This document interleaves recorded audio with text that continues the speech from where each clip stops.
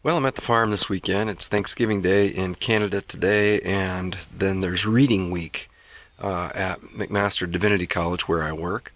And so I took the week off, and I'm back at the farm in Iowa. My mom has been in the hospital for a while, and so it was good for me to kind of be back here, go see her, make sure everything's okay, and also to do a little bit of manual labor. It's just good therapy for me. So cut a little wood today, found a nice, dead white elm. Not too big of a tree, as you'll see from the final stack of wood from it, but give me something to do. Give me a little chainsaw time, so I appreciate that. So, hope you enjoy the money shot. The tree was already kind of leaning, and so I just dropped it the rest of the way. So you'll enjoy hearing the cracking, popping, and falling of that tree. And then I just cut it up into logs, stacked it up, and that's what I did this morning. Enjoy.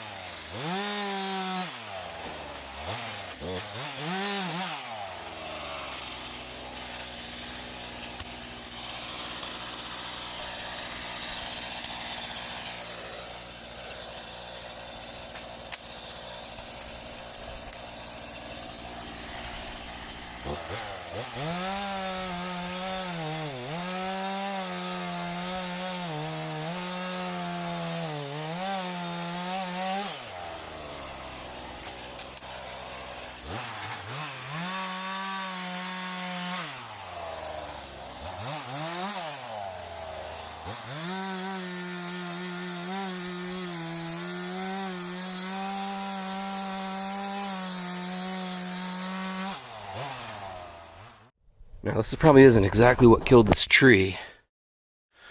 It's just, there's some kind of disease in the white elms this year. And have been, I think, for a number of years. But it's really cool to see the trails under the bark of where all the different bugs have been making their way. Pretty cool.